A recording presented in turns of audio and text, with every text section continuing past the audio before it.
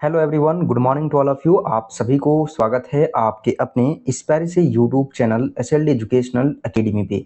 साथियों, आज हम लोग बहुत ही इंपॉर्टेंट क्वेश्चन को कवर करने वाले हैं इस वीडियो के अंतर्गत। आप लोग शुरू से पूरे वीडियो को कंप्लीट वॉच कीजिएगा। अगर चैनल पे नए हैं तो चैनल को सब्सक्राइब कर लीजिएगा। देखिए, क्वेश्चंस यहाँ पे आपको बताया गया है ना। क्वेश्चंस आपको यहाँ पे दिया गया है कि आप टीपन, है ना, टीपन क्या है, इसकी उपयोगिता पर अपना विचार दीजिए। तो देखिए दोस्तों, टिप्पण को दूसरे शब्दों में हम लोग क्या बोल सकते हैं? हम लोग यहाँ पे टिप्पणी बोल सकते हैं। किसी भी टॉपिक के ऊपर आपको अगर किसी भी मुद्दे के ऊपर आपको अगर टिप्पणी करने के लिए अगर बोला जाए तो उसी को हम लोग टिप्पण कहते हैं, है ना।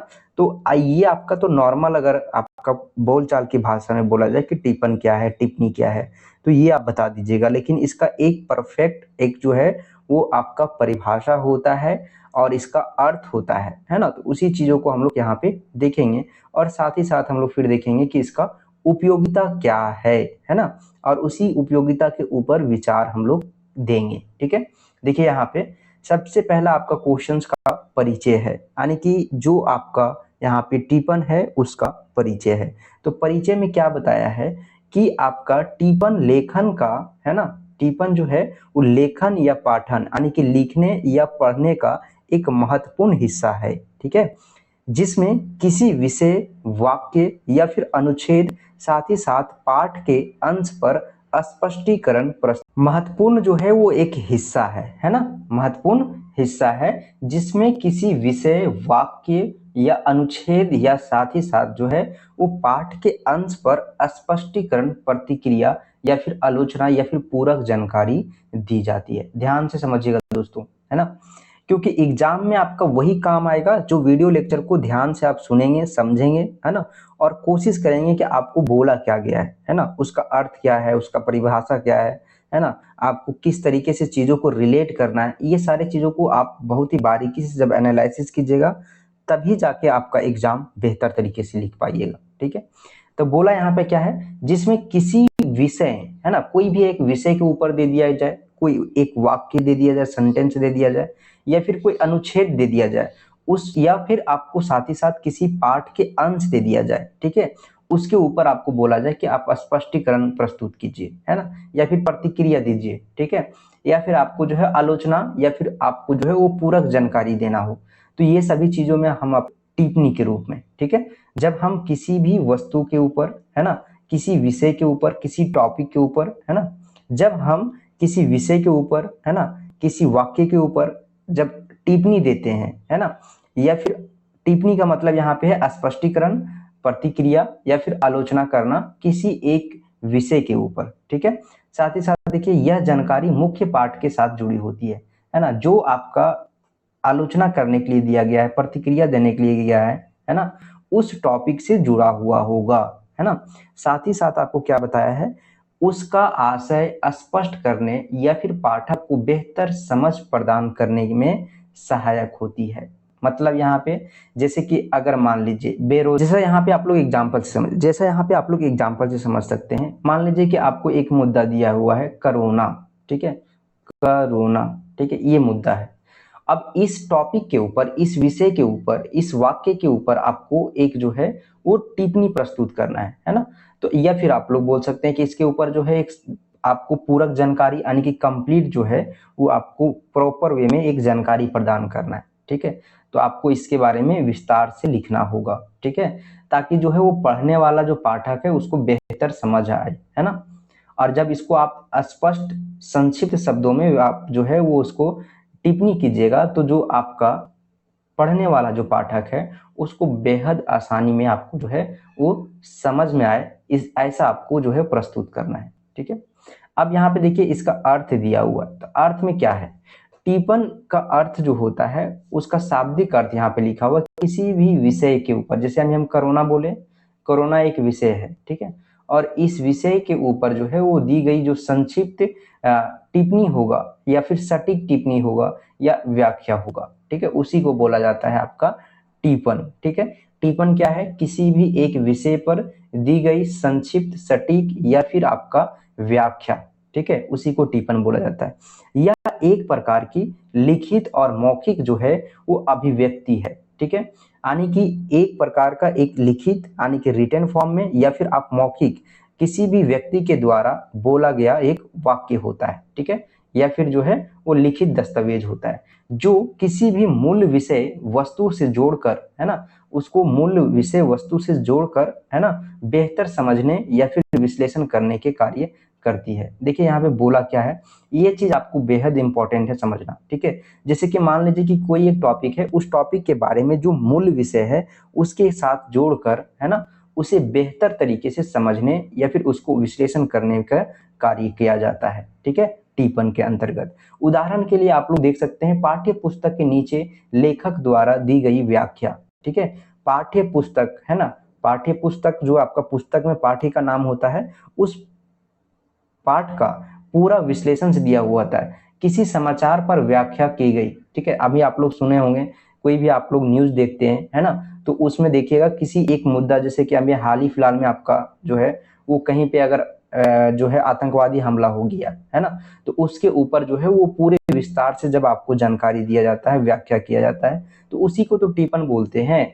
किसी ग्रंथ के श्लोक के साथ साथ दी गई उसका जो है वो टीका, यानी कि ये शब्द जो है, ये सब जो है वो टिप्पण का ही उदाहरण है, ठीक है। तो यहाँ पे देख सकते हैं, उसके बाद विशेषता दिया हुआ है। तो विशेषता में क्या क्या होना चाहिए, सबसे पहला आपका विशेषता ये होगा कि जो टिप्पण आप लिख रहे हैं वो संक्षिप्त होना चाहिए। संक्षिप्त का मतलब है कि आपका मूल विषय पर ही आपका आधारित होना चाहिए, है ना। टिप्पण जो है वो संक्षेप में मूल विषय का सार या फिर विश्लेषण प्रस्तुत करती है ना। मूल विषय का सार या विश्लेषण, सार का मतलब देखे होंगे आप लोग कि जैसे कि कोई पाठ का नाम है ना, और उस पाठ के नीचे एक सारांश दिया हुआ रहता है कि इसमें हम लोग जो है वो पूरे पाठ में क्या क्या देखने वाले हैं, या फिर उसका विश्लेषण प्रस्तुत करता है व्याख्या के रूप में, ठीक है। तो इस तरीके से आपका जो है वो संक्षिप्तता होना चाहिए, अस्पष्टता होना चाहिए। जो भी टिप्पण आप लिख रहे हैं उस टिप्पण में आपका स्पष्टता होना चाहिए। देखिए दोस्तों, ये क्वेश्चंस बेहद इंपॉर्टेंट है, आपका 4 सेट में से कोई एक सेट में जरूर देखने के लिए मिलेगा। तो आप लोग इस क्वेश्चंस को मिस मत कीजिएगा, पूरे क्वेश्चंस को लिखकर समझ कर जाइएगा ताकि आपका एग्जाम बेहतर जाए, ठीक है। 15 नंबर आपका यहाँ से फिक्स है, ठीक है। इसका उद्देश्य है पाठ को सरल और स्पष्ट बनाना, ठीक है। स्पष्टता ये आपका बनाता है, स्पष्टता, है ना, सरल और स्पष्ट बनाने का काम करता है आपका, है ना। साथ ही साथ देखिए संदर्भ से जुड़ाव, ठीक है। संदर्भ से जुड़ाव का मतलब यहाँ पे ये है कि जो टिप्पण आप तैयार कर रहे हैं वो हमेशा किसी एक विशेष संदर्भ, पंक्तियां या फिर अनुच्छेद से जुड़ी होती है। फिर निष्पक्षता होना चाहिए, ठीक है। निष्पक्षता का मतलब आप लोग समझ रहे होंगे, है ना। किसी एक टिप्पण जो होता है वो आलोचनात्मक होती है, लेकिन उसमें जो है वो पक्षपात नहीं होता है। जैसे कि अगर मान लीजिए किसी विषय के ऊपर आपको अगर मान लीजिए आलोचना करने के लिए ही दे दिया जाए, तो उस पे आपको जो भी उसमें बुराइयां हैं उसी के ऊपर आपको आलोचना करना है। ऐसा नहीं कि जो अच्छाई है उसको भी आपको बुराई के रूप में प्रस्तुत करने लगना है, ठीक है। सूचनात्मक होता है, यानी कि मतलब किसी भी विषय के बारे में आप लोगों को जानकारी देते हैं। जैसे टिप्पण में जो है वो केवल मत ही नहीं, तथ्यों और उदाहरणों के आधार पर सूचना भी दिया जाता है, ठीक है, जानकारी भी प्रदान किया जाता है। उसके बाद टिप्पण का उपयोगिता, ठीक है। तो पाठ की जो समझ है ना, जो पढ़ने वाला पाठ है उसकी समझ में जो है वो सहायक होता है, ठीक है। जैसे कि मान लीजिए कि कोई भी अगर एक टॉपिक है, उस टॉपिक को और अच्छे तरीके से एक्सप्लेन करके सरल शब्दों में बेहतर तरीके से लोगों के सामने अगर आप रिप्रेजेंट करेंगे तो उसको समझ में अच्छा आएगा। इसी चीज को यहाँ पे बोया है ना, कि टिप्पण जो है वो मूल पाठ को समझने में सहायक करती है ना, सहायता करती है, विशेषकर जब आप पाठ कठिन हो, है ना, तब, है ना, या तकनीकी भाषा में लिखा गया हो।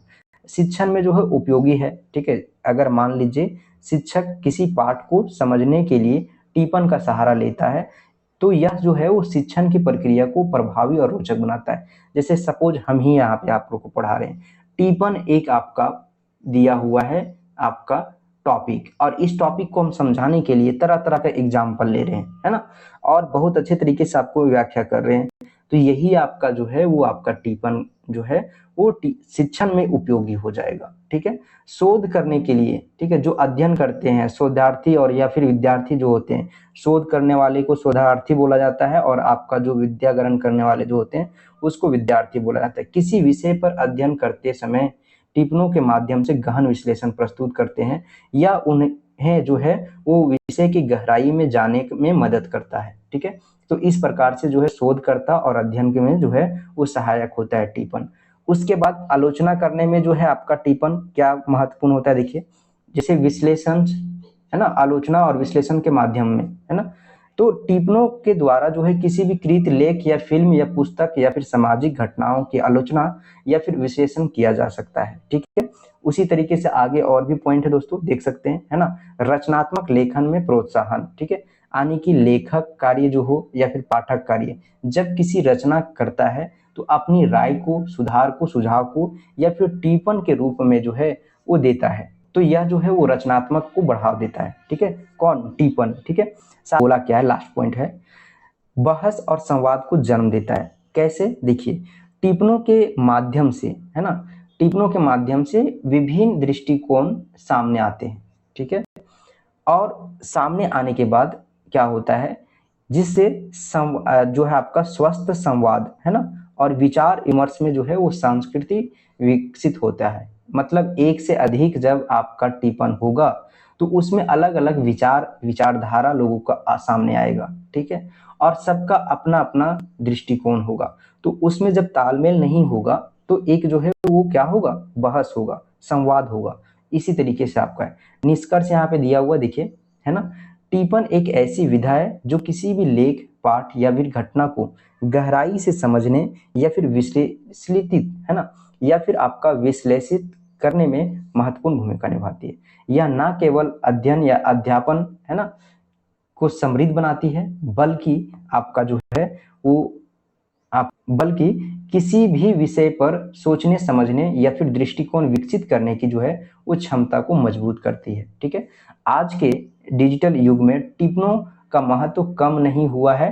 ब्लॉग, सोशल मीडिया है ना, फिर आप देख सकते हैं आपका अकादमिक लेखों या फिर आपका जो है समाचारों पर जो है वो किए जाने वाली टिप्पणियां जो है ना, विचारों के आदान प्रदान का मुख्य माध्यम बन चुका है।